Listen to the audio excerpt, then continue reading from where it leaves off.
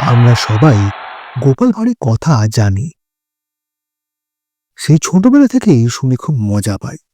গোপাল ভাঁড়ের গল্প চিরনবীন, কারণ বাঙালি জীবনে অসঙ্গতি, পাগলামো, পরিমিত বোধের বড়ই অভাব। তাই রঙ্গরসিকতা তো থাকবেই, আর গোপাল ভাঁড়ও থাকবেন হাসির রাজা হয়ে। কৃষ্ণনগরের উত্তর দিকে ঘূর্ণি নামের এক গ্রামে গোপাল ভাঁড়ের জন্ম। 9 বছর বয়সে তার বাবা মারা যান। গরিব বলে লেখাপড়া করার সুযোগ হয়নি তার, কিন্তু অল্প শিক্ষা আর তার নিজের অসীম বুদ্ধি ও প্রতিভার গুণে তিনি আজও বাচ্চা থেকে বুড়ো সকলের মনে রয়ে গেছেন।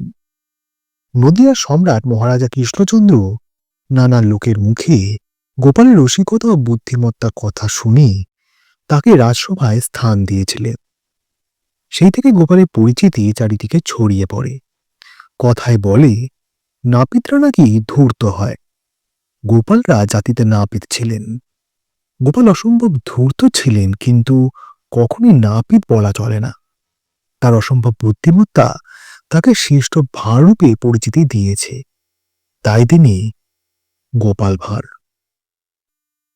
আজকে আমি যে গল্পটা আপনাদের সামনে পরিবেশন করব, সেটি হলো, চলুন আগে শুনে নেওয়া যাক।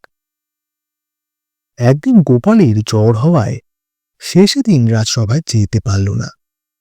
মহারাজ সভাসদদের নিয়ে নানা আলাপ আলোচনা করতে করতে হঠাৎ বললেন, আমার সবার মধ্যে এমন কি কেউ আছে যে গোপালের ঘর থেকে কিছু চুরি করে আনতে পারে?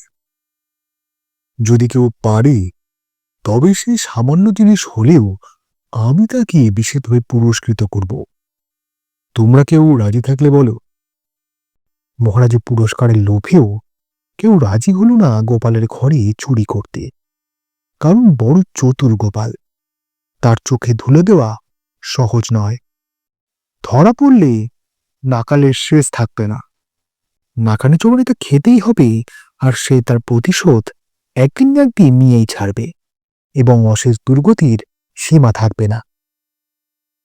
অবশেষে ভূপাল নামে একটি লোক পুরস্কারের লোভে সেদিন মধ্যরাত্রে গোপালের বাড়িতে শীত কেটে প্রবেশ করল। গোপাল আগে থেকেই রাজসভার কথা জানতে পেরেছিল, তাই সে লোভী লোকটাকে জব্দ করার জন্য তৈরি হয়ে রইল। গোপালের ঘরে দেওয়ালে শীত কাটা শুরু করল ভোপাল। গোপাল পূর্ব প্রস্তুতির মতো একটি মানুষের বিষ্ঠাপূর্ণ কলসির ওপরে গোটা কত টাকা রেখে দিয়েছিল, এবং সেখানে নিজেই একপাশে আত্মগোপন করে দাঁড়িয়ে রইল।